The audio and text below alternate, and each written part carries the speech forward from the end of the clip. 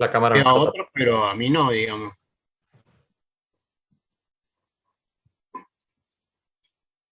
Eh, Ustedes no me ven, ¿verdad? Porque estoy tocando en todos lados y no pasa nada. No, profe, no lo vemos. En la cámara no. Claro, a mí me gustaba ver. Bueno, no importa. Vamos a empezar la clase de hoy, porque venimos atrasados y qué sé yo. Hay una clasificación que la tomé de un libro, no me acuerdo si era un libro o internet, que a mí me gustó porque más o menos sale en casi todo lo que vemos nosotros acá en la materia y lo que tenemos que ver hoy específicamente, ¿no? Incluso los libros siempre toman esta diferencia entre aleaciones férreas, en realidad el libro dice ferrosas, y no ferrosas. Dentro de las ferrosas tienen acero y fundiciones. Y dentro de los aceros tienen de baja aleación y de alta aleación. Los de baja aleación son los famosos aceros de construcción, que bueno, la palabra de construcción solo se refiere a la construcción de edificios, sino a todos los tipos de aceros que conforman la industria automotriz. El 1010, el 1020, el 1015, el 1024, y bueno, el 52-100, bueno, en fin, hay muchísimos aceros. Los de bajo carbono, obviamente, suelen ser aquellos que el porcentaje de carbono siempre va a ser de 0,2 para abajo. Después tienen los de alta resistencia, que ya tienen algún tipo de aleación.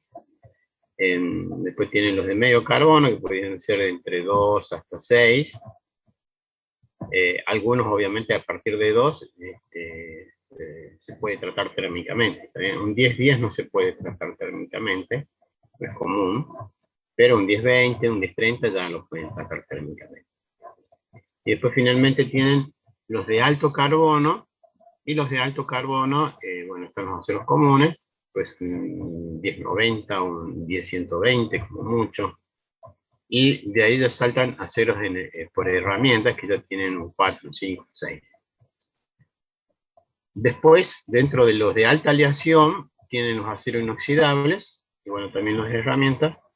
En el caso de herramientas que vamos a ver ahora, suelen tener mucho molibdeno, mucho tuxteno, que en un momento habíamos visto que estos dos elementos modificaban mucho la curva de las S, por decirlo así, lo cual le hacían muy tratables, ¿no? Y después tienen los de alta aleación, que son los inoxidables, que tienen 18 de cromo, 8 de níquel, incluso hay algunas aleaciones que pueden llegar a tener hasta incluso 25 de cromo, una cuarta parte es cromo, que eso lo vamos a ver más adelante. Y después veremos fundiciones y después, por último, aleaciones no ferrosas.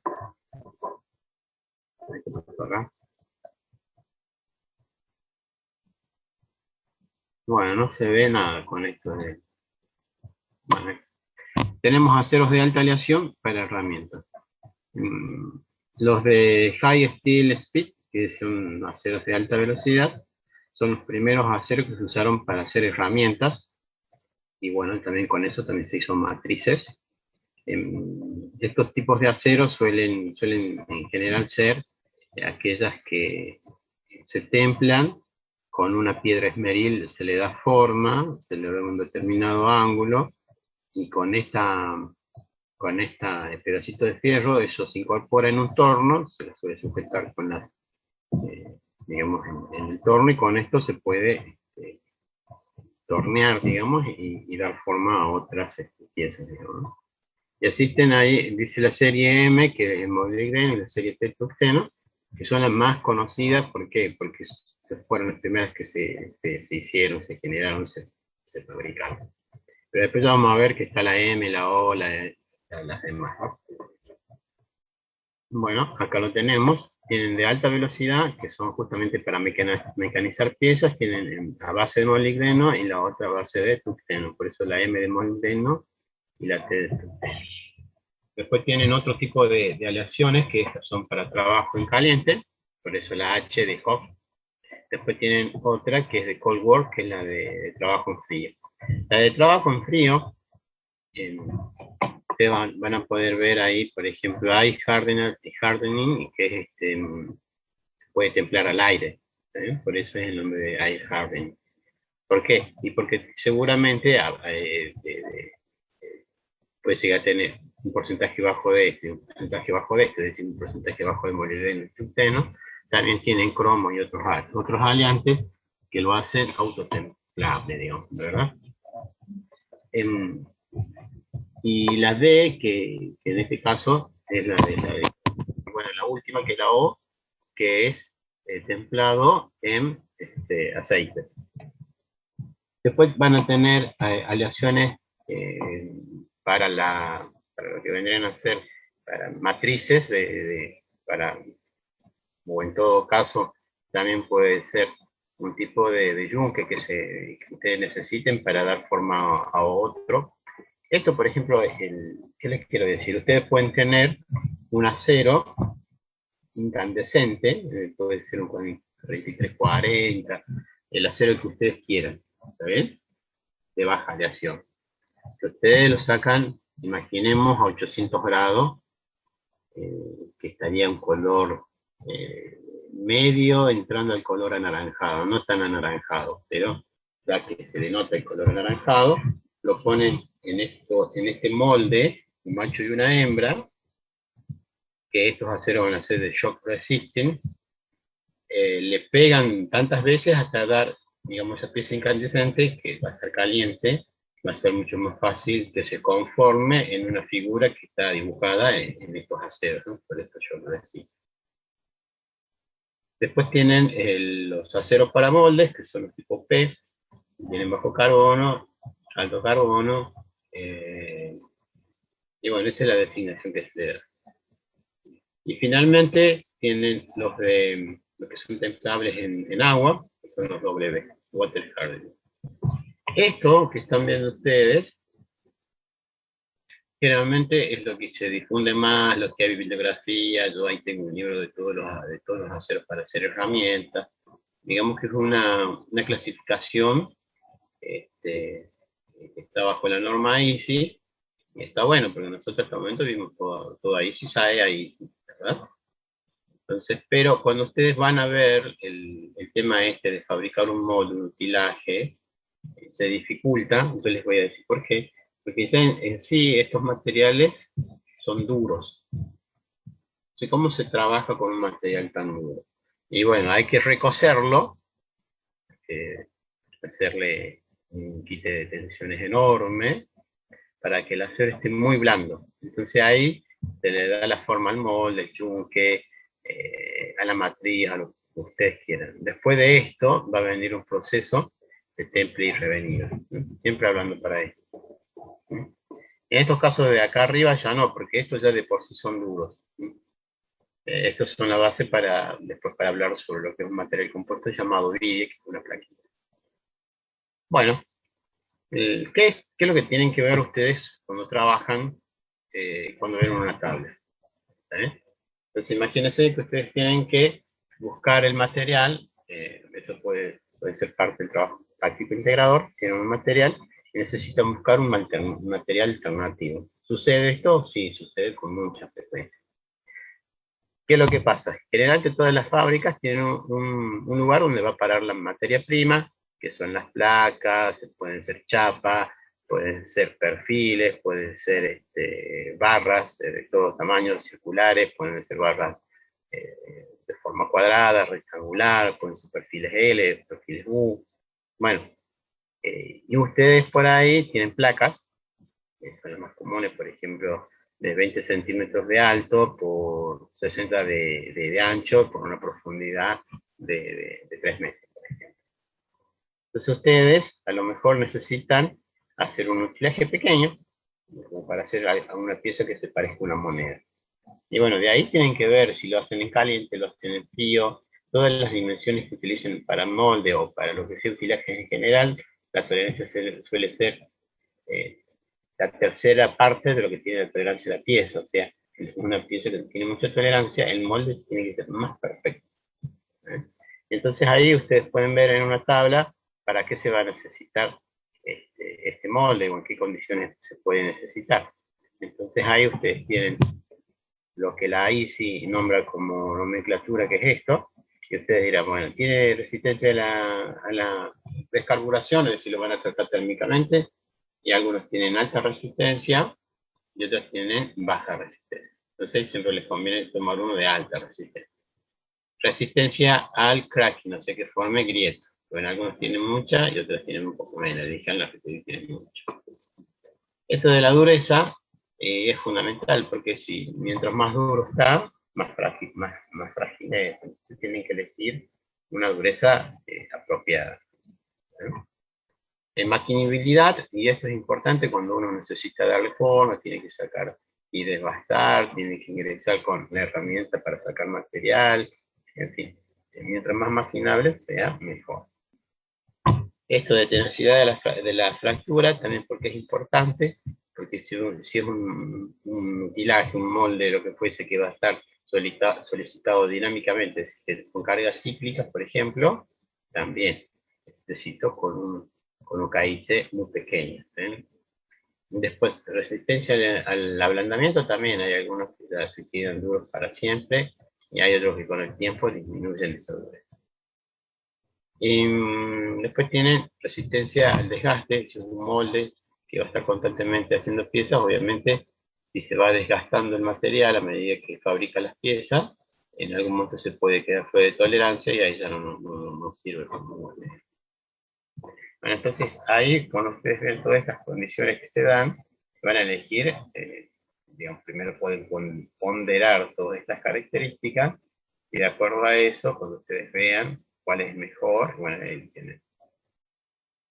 Dice, los aceros de trabajo en caliente, la serie H, lo de hot work, están diseñados por procesos de temperaturas elevadas, tienen una alta tenacidad de la fractura, así como una gran resistencia al desgaste y a la agregación. Para trabajos en frío, tienen las series ADO, se utilizan en operaciones de trabajo en frío y están disponibles los templables al aire y al aceite. Los aceros de resistencia al impacto, los de shock work de la serie S, se diseñan para tener tenacidad al impacto y se utilizan en aplicaciones como matrices de punta. Bueno, no hay mucho para hablar de esto. Yo la anécdota que teníamos, que habíamos trabajado con el serie O, estos aceros que dice oil hardening suelen tener muy poca ¿cómo se llama? Pérdida de sus dimensiones a la hora de ser templables. ¿Por qué? Entonces, es importante si uno va a fabricar un mutilaje, un molde, que cuando lo trabaje, lo temple y le haga un revenido, este último conserve las propiedades, digamos, que yo deseo, ¿no? Porque hay veces, cuando uno templa una pieza, algo, suele ser que no sale con las mismas dimensiones, ¿no? Entonces, eso es importante, que la pieza después de un tratamiento térmico conserve esta dimensión. Bueno, finalmente, en la casita más final, vamos a llegar a lo que es acero inoxidable. Acero inoxidable está en todos lados, se aplica mucho en la industria alimentaria, en la industria química, en la petroquímica, y bueno, justamente en estas industrias donde se trabaja, digamos, con alimentos, y esto tiene que estar constantemente esterilizado, ¿no? Necesitamos constantemente limpiarlos, ¿no? Con detergente y agua. Entonces se requiere que tanto el agua y la limpieza no sea afectado, entonces conserve, digamos, su esterilidad, por decirlo así, su limpieza. Entonces, ¿cómo se hace esto? Yo les había comentado que se agregaba cromo. El cromo, cuando tiene 12 o más en porcentaje respecto al hierro, suele formar una capa de óxido de cromo y hace que se impida el paso del oxígeno a través de él. Entonces el acero queda, ¿cómo explicarlo?, inmune a los ácidos, por decirlo así, o a las bases, porque tiene esta capa de trióxido de cromo protegiéndolo. Entonces, ¿quién le da la inoxibilidad, por decirlo así, para inventar una palabra? ¿Quién le da esta propiedad de ser resistente a la corrosión? Bueno, el cromo. Y acá les muestro una tabla, siempre las tablas son buenas porque nos muestran los datos fríamente, y ahí ustedes pueden observar que tienen 4 ceros, el austenítico, el ferrítico, el martensítico y el de precipitado, de agentes, ¿no? El mismo acero, por ejemplo. Y bueno, y acá, en el caso de los austeníticos, que son los más conocidos y populares, tienen acá, por ejemplo, el 304, el 304L, el 316, 321 y 347. El 316, 21 y 47 generalmente se usan como medios de aporte para los procesos de soldadura. El 304L es un material que es un acero, una plaquita, una chapa que se usa para hacer soldado. Y acá tienen el 304 secas, que, bueno, es el que usamos todos los días. Nosotros cuando vamos a lavar los platos, bueno, la bacha es de ese tipo de acero. Las resistencias a la tracción no son las más grandes, ya que estos aceros, bueno, alcanzan el endurecimiento por trabajo frío. ¿Qué quiere decir esto? Que el acero, para ser resistente, necesita deformarse prácticamente, y ese deformamiento, bueno, toma su tiempo. ¿Qué quiere decir esto? Que si uno necesita endurecer un acero austenítico, un acero inoxidable, la única manera de hacerlo no es con tratamiento térmico, sino con trabajo frío. Ustedes lo deforman y lo van endureciendo. Después tienen ferrítico, obviamente ferrítico porque su propiedad es ferrítica. Ahí tienen muy poquito de cromo, y los demás componentes, bueno, el lance como para que alcancen no diríamos, la inoxibilidad porque tienen el cromo, ¿no? Pero ahí como no tienen níquel, la matriz va a ser ferrítica. En el caso del austenítico tienen un porcentaje de níquel y eso le estabiliza la fase austenita, por eso es un austenítico. En este caso, como no tienen níquel, no hay nadie quien modifique su estado y pasan directamente a ser la mayoría ferríticos.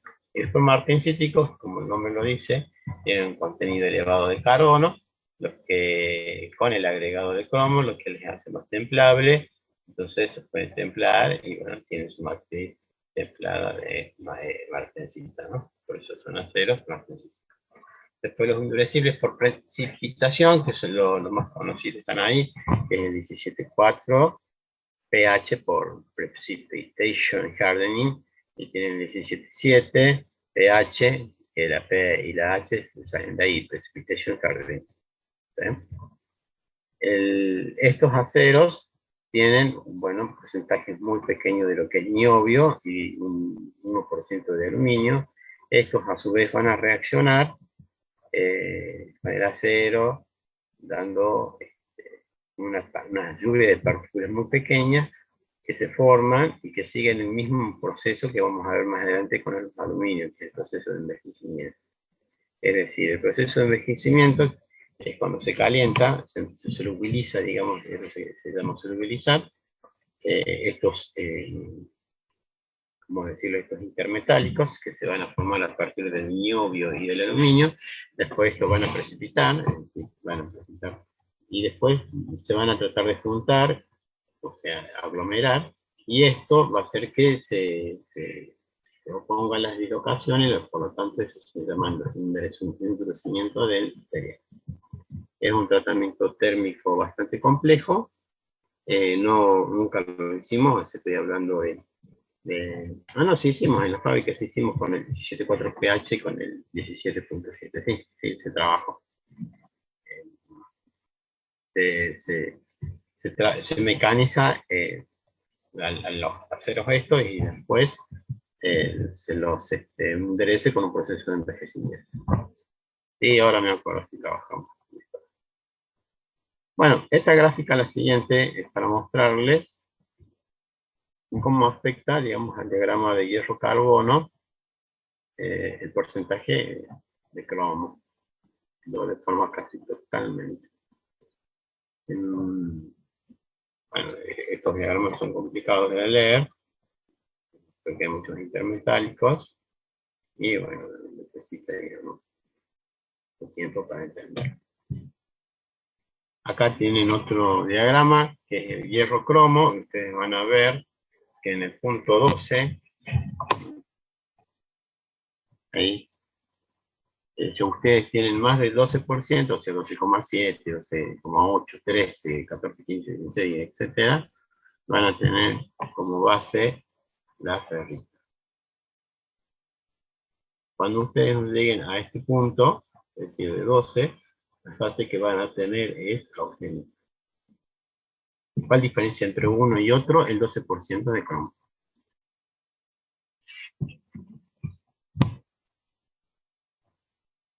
Bueno, y acá lo mismo.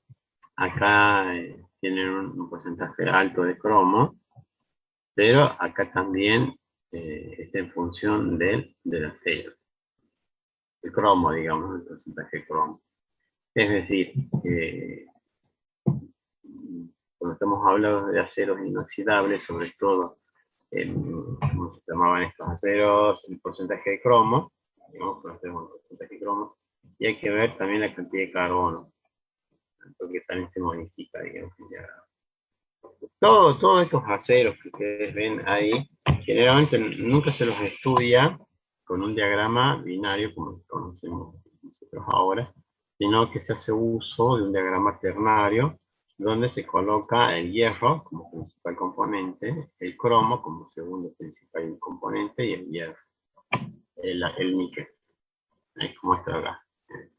Hierro, cromo ahí, entonces ustedes con un diagrama ternario ya no están limitados solamente a 2, sino a 3, ¿no?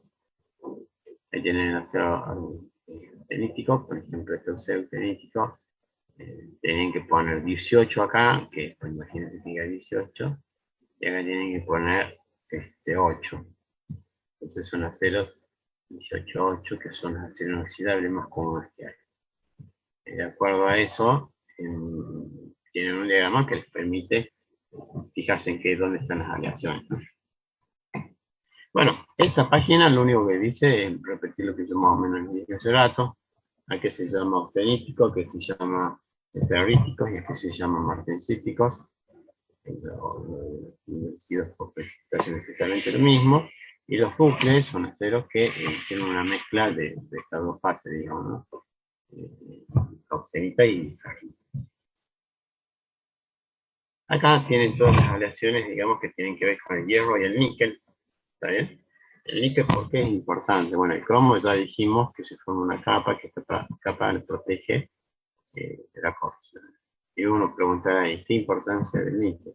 El níquel hace que el acero se austenice, y mientras más alto tengamos de austenita, digamos, este acero puede ser más fácilmente deformado. ¿Por qué? Bueno, porque la austenita tiene mucho más sistema de deslizamiento, tiene direcciones y compartes. Bueno, ¿hay alguien que se haya quedado con alguna duda de los aceros inoxidables y nos sacamos un ratito la duda? Chicos, hola. Hola, profe, ¿se entendió? Bueno, ahí me dan un minuto, yo me tomo un vaso de agua y ustedes por ahí piensen en alguna preguntita para que no sea tan aburrida la clase, ¿eh?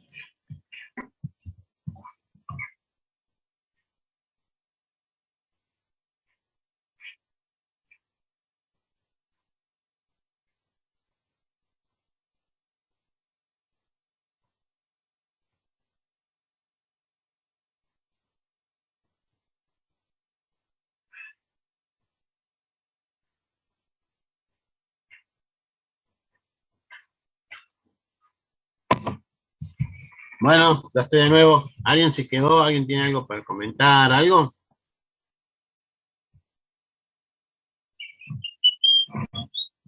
Bueno, pasamos a fundiciones. El tema de las fundiciones es importante porque a veces nos da solución a problemas con piezas que pueden tener una geometría muy difícil de alcanzar cuando uno utiliza el proceso de arranque de viruta. Es decir, uno tiene unas complicaciones grandes por la geometría y no puede utilizar un torno, una fresa, un centro mecanizado, no puede rectificarla, bla, bla, bla, bla.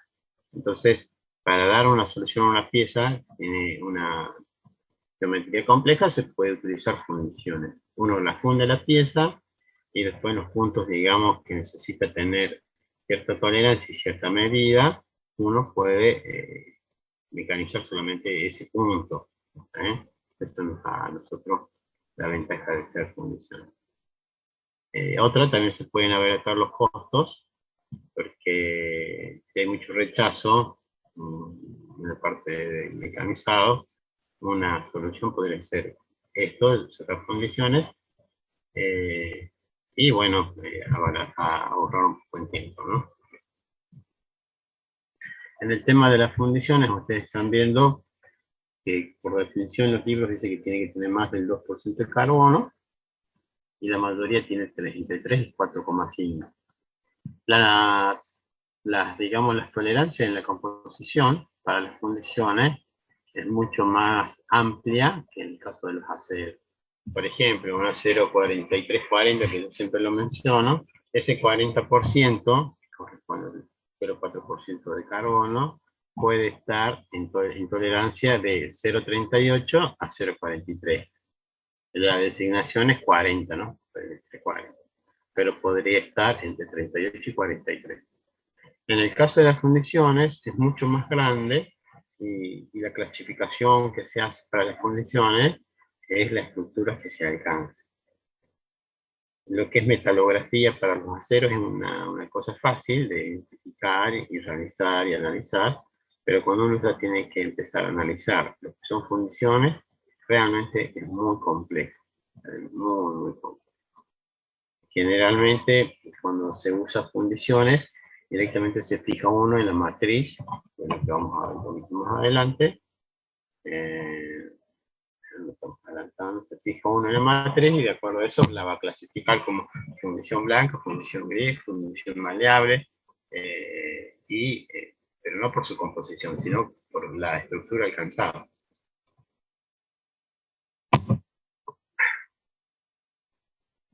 Para el diagrama de hierro-carbono, que es el que está en líneas negras, que es el que ya vimos, analizamos, estudiamos, y después tenemos para las fundiciones que son las rayas verdes que se ven en ese diagrama. Ustedes ahí, como pueden ver, están marcados, digamos, grafito y la cementita. Cuando nosotros empezamos a ver el tema de los aceros, las aleaciones ferrosas, habíamos dicho que era un diagrama metaestable. ¿Por qué es metaestable? Porque no estaban sus condiciones termodinámicas más estables, ¿no? Es decir, la cementita, por ejemplo, no es una condición estable. Si uno la cementita la deja por mucho tiempo a una determinada temperatura, por ejemplo, 600 grados, 700 grados, la cementita, ¿qué pasa? Se descompone en hierro alfa y carbono. Y si está a alta temperatura, el carbono desaparece porque inmediatamente reacciona con el oxígeno. Así que bueno, el tema de las condiciones se ve justamente eso, ¿no? Pero se pueden ver en acero. Lo que les comentaba yo hace rato, que la estructura de la fundición va a estar muy influenciada por la velocidad de enfriamiento con la que se realiza. Y según lo que uno puede llegar a obtener, que puede ser martensita, ahí lo tienen ustedes acá abajo, y lo estoy leyendo, tienen martensita, más grafito, pueden tener perlitas, más grafito, pueden tener austenito, más vainita, más grafito, y finalmente el recocido, ¿no? El recocido dentro del horno, pero este recocido que va a disminuir en el caso de la fundición hay que tener en cuenta también con el tema de los tiempos, porque si uno trata de evitar que reaccione la cementita y se descomponga por lo ferrita y por lo carbono. Esto hay que evitar en la fundición. ¿Qué más tenemos? El tratamiento térmico de las fundiciones, hay uno que es muy similar, que es el tempo irrevenido, se levanta la temperatura, se baja en un medio apropiado, sea aire, puede ser aire en movimiento, puede ser agua o con movimiento, puede ser, ¿qué más puede ser? Cubrirlo de arena, a veces se cubre con arena. Hay una serie de elementos para bajar la temperatura. Hay una clasificación muy buena, la que veníamos nosotros mencionando, que era la fundición gris, la fundición blanca. Después viene la maleable, la ductilo nodular y la de grafito compacto. Todas son muy conocidas. La que introduce creo que el Smith o el Askeland en este último libro, realmente es esa. El hierro grafito compacto que no está conocido. Pero la gris, uno cuando rompe una fundición, uno observa, sin ningún tipo de aumento, uno observa la superficie que es rugosa, y esa es una fractura de cementito. ¿Está bien? Después ustedes van a hacer lo mismo, cuando se parta una probeta, van a decir es una fundición gris porque tiene bastante carbono en forma de hojuelas. ¿Está bien? Después tiene la maleable, que la maleable tiene cierta concentración de silicio y se la trata de una manera, con un tratamiento térmico, para que sea maleable. Ahí tienen estos grafitos que están acá, esto es lo que es cementita, esto que está acá es perlita, aquí tienen el grafito en nódulos, después tienen grafito en esferas, y después tienen el compactado, ¿no? Que surge de una manera extraordinaria. Es difícil, muy. La fundición gris contiene grafito, como le decía, en forma de rozuelas, eso se lo dejo para que lo lean ustedes, cortito. La fundición blanca tiene menos carbono y silicio que la fundición gris, se forma por enfriado rápido y líquido fundido, pero es todo la fundición blanca es todo cementita, la fundición gris, bueno, es la que se va a, digamos, ¿cómo explicarlo? Bueno, acá también lo dice, ¿no? Tiene adecuada resistencia al desgaste, la fricción, la fatiga térmica, el amortiguamiento con la fricción. Bueno, y la maleable es la que yo les venía diciendo hace rato, que ustedes tienen una fundición que puede ser templado y revenido, o si no, la dejan enfriar lentamente para llevarla a una maleable ferrita. ¿Está bien? La maleable es la más conocida, en realidad no es la más conocida, pero es la que se usa más para piezas, digamos. Fundición ductilo nodular, se está tratando con magnesio. El magnesio hace que se formen esos nódulos, ¿está bien? Bueno, una vez que se forman esos nódulos, van a crecer de tamaño y se forma este tipo de fundición. Después grafito compacto. En esta fundición, la forma del grafito es intermedia entre grafito en hojuelas y esferoidal. Con esas barras redondeadas interconectadas, el núcleo de celda de técnica es de grafito perpendicular y se forma cuando el hierro dúctil se activa. Bueno, acá este diagramito yo lo tomo en examen, está en el cálixter y es una papa, porque yo lo único que pido ahí es decir, bueno, ¿qué pasa cuando se enfría rápidamente una fundición? Y esto es importante porque como yo les decía que las fundiciones se ven, digamos, que quitan el mercado a los aceros cuando la complejidad de su geometría de alguna pieza es alta. Entonces ustedes usan fundiciones y se ahorra mucho tiempo. Tienen un enfriamiento rápido, bueno, se produce perlita y cemento. Después lo recalientan, lo mantienen a una temperatura de 30 horas más, y con eso le va a dar una grafita, una matriz ferrítica y una matriz carnosa.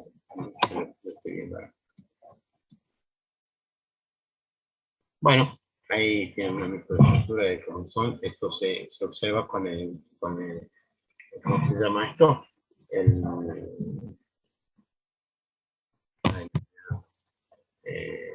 Con el ensayo metalográfico. Ustedes agarran un pedazo de fundición, la empastillan, después le alijan, pero con una lija siempre gruesa de 180, después pasan una lija de 250, después una lija de 360, después ponen un paño con óxido de aluminio en polvo, en suspensión, digamos, y con eso van a pulir la pieza, ¿no? Y una vez que está pulida, pueden usar nital, con eso le tiran a la probeta esta que ustedes empastillaron, se van a un microscopio óptico, un microscopio común, digamos, pero ahí así. O sea, quiero decir que una misma fundición puede tener en partes gruesas, fundición de estructura gris, y en partes finas, estructura blanca, digamos. Y tenemos el tratamiento de endurecimiento superficial. ¿Hay alguien que haya quedado dudas con fundiciones? Hola. Bueno, son todos al sí. ¿Para qué se mira la microestructura de las funciones? La estructura a vos te importa cuando necesitas determinar si esta fundición es gris o blanca. Si es gris, te va a soportar perfectamente las vibraciones con sus distintas propiedades, y si es blanca, es una fundición mucho más frágil y no la vas a utilizar, por ejemplo, para amortiguamiento. Hay un Para ensayo, clasificar, perdón, no escuché cómo era. para, para clasificarlo, digamos. Claro, para clasificarlos. Pero yo también te dije que en una pieza de alguna complejidad geométrica elevada, en la misma pieza, eso quiero que se les quede grabado, en la misma pieza, imagínate que haya una zona que tiene mucha masa, es decir, que tenga mucho espesor, eso va a conservar más el calor que aquella parte que a lo mejor es finita, y esto provoca que la parte finita se enfríe más rápido, y a lo mejor ahí, en esa parte que se enfría rápidamente de esta pieza, es concentración blanca que debe ser 70. Pero la parte gruesa y gorda de esta pieza, como tiene alta capacidad calorífica, te va a seguir dando fundición gris. ¿Vale? Bueno, después están los ensayos que se le hacen a las fundiciones, que son el ensayo de Charpy, de Sot, son con el péndulo, digamos. Uno va a determinar cuál es el punto, digamos, de quiebre, cuándo es frágil y cuándo es más tenaz la pieza. Bueno, ese es el tema de las fundiciones. Después, en cuanto al tratamiento superficial de los aceros, ¿cuándo es importante? Cuando nosotros tenemos una pieza que necesitamos que conserve cierta ductilidad y a su vez superficialmente soporte cargas elevadas, como puede ser el asiento de un cojinete, es decir, de algún tipo de rodamiento. Entonces, ¿qué se hace? De alguna manera se busca endurecer solamente esa parte donde va a estar apoyado un rodamiento, ¿no? Un soporte, lo que fuese, el soporte de desgaste y todo lo que ustedes quieran, y el resto de las piezas que sea, bueno, dúctil. Existen varios procesos y hay algunos mejores que otros, y bueno, y acá tenemos una tabla. Esta tabla la había hecho López Paddy desde hace unos 10, 15, 20 años atrás. Yo la conservé y después le agregué un par de cosas que tomé de un libro, ¿no? Entonces por ahí tiene el carburizado, que el carburizado simplemente es generar un ambiente, o sea, donde se vaya a tratar térmicamente, de una concentración elevada de carbono. El carbono, cuando aumenta la temperatura, va a difundir dentro del acero, en función del tiempo y la temperatura, obviamente, y después esto se trata térmicamente, este es un prevenido, y esta área queda durísima, durísima, y el resto de la pieza es más insoluble. Lo mismo con el carbonitrado, y después tienen el cianurado. El tema del cianurado es muy difícil, se trabaja poco, pero el tema de cianuro es altamente tóxico. Yo me imagino que en algún momento lo van a dejar de usar, ¿no? Porque hay muchas otras técnicas. Después tienen el nitruado, que el nitruado, a diferencia de los otros cianurado carburizado, el nitrurado tiene una temperatura baja comparada con los otros cuando se hace el procedimiento. Por ejemplo, acá ustedes lo están leyendo, nitrurado tiene 500, 600 grados, la temperatura baja comparada con esta, por ejemplo, de cianurado de 760 a 845. Ahí ya le sacó más de 200 grados. El carbonitrurado también, y ni hablar del carbonizado que llega hasta 950. ¿Sí? Después otro tratamiento superficial, que es el borurado. El borurado genera una distorsión bastante grande y esto provoca que, bueno, justamente se endurezca esta superficie. Y después tienen el endurecimiento por la llama, que se ve una zona respectiva de la maleza, se usa, digamos, para endurecer la. Y el endurecimiento por inducción es como una espiral. Dentro de esta espiral va enrollado una espira, ¿no? Esto genera un campo magnético. Entonces, al tener alta frecuencia este campo magnético hace que los electrones se pongan locos, van y vienen rápidamente, se caliente la pieza y de ahí, bueno, se endurece, ¿no? Directamente a un templado. Entonces, estos dos que están viendo acá, esto se realiza con técnica. Las otras, bueno, esperan que lo que eligen, digamos. Y bueno, eso sería todo. Chicos, la clase que viene empezamos con no ferroso, ¿les parece? Hola. No ferrosos. Sí, no ferroso. Si hay alguien que tenga una duda, quiera agregar algo, quiera algún ejemplo, me dice. Bueno, le agradezco que me hayan escuchado y bueno, nos vemos si Dios quiere y si no me pasa nada, el resto.